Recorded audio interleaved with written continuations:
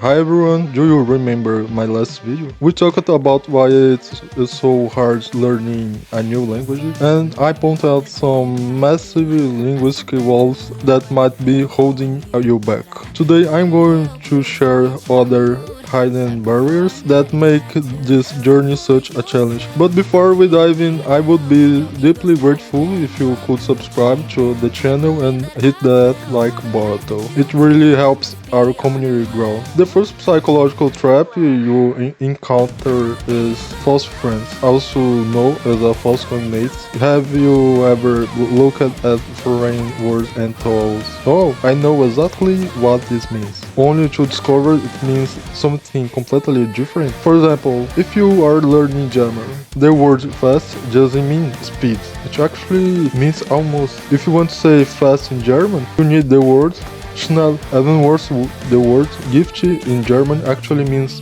poison. Imagine the confusion if you want to give someone a gift, a present in Germany, you have to say Dankeschön. This frustrating crossover also happens between closely related languages like Portuguese and Spanish. For instance, the word apelido means nickname in Portuguese, but in Spanish, apelido means your last name. These tiny traps are everywhere and they can lead to some very awkward conversations. The second barrier is psychological one, the affective filter, the anxiety and fear people experience when they need to speak a foreign language is massive. Nobody likes to make mistakes. I don't, and I'm sure you don't either.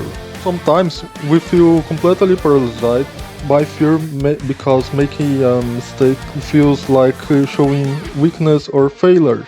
As I explained back in video 7, if your stress levels are high, your brain literally blocks you from speaking.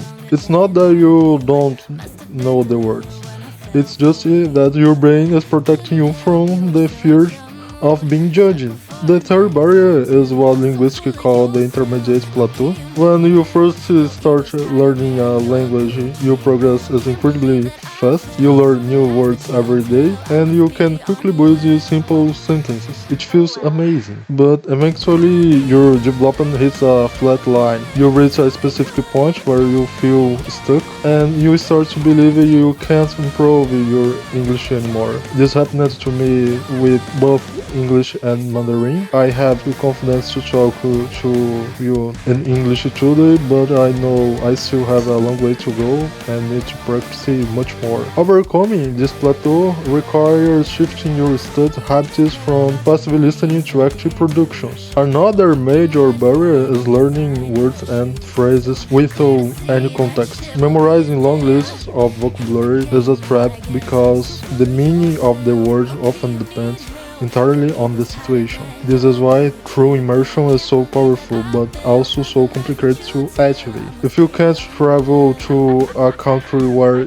the language is spoken, you have to find creative ways to get context. You can do this passively by watching movies, TV shows, and videos. However, passive context isn't enough because you can't interact or practice. Finding native speakers to talk to online is the key, but having these real, spontaneous experiences can be hard and intimidating. Our final topic is one of the ultimate bosses of language learning: prepositions. When you switch languages, prepositions change entirely. They don't translate literally, and their usage depends heavily on arbitrary cultural context. To make matters worse, some languages have a lot more prepositions than others. In Portuguese, we have about 17 or 18 essential prepositions. Spanish has around 23, French has between 30 and 40, Russian has between 40 and 50, English has around 150 prepositions. Yes,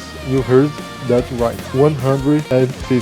That's why choosing between in, on, and at feels like a nightmare. It really is that challenging. Learning a language is a marathon, but recognize these barriers is the first step to breaking through them. If you found this breakdown helpful, please subscribe to the channel, hit that like button, and help us grow. And tell me down in the comments, how many prepositions does your native language have? See you in the next video.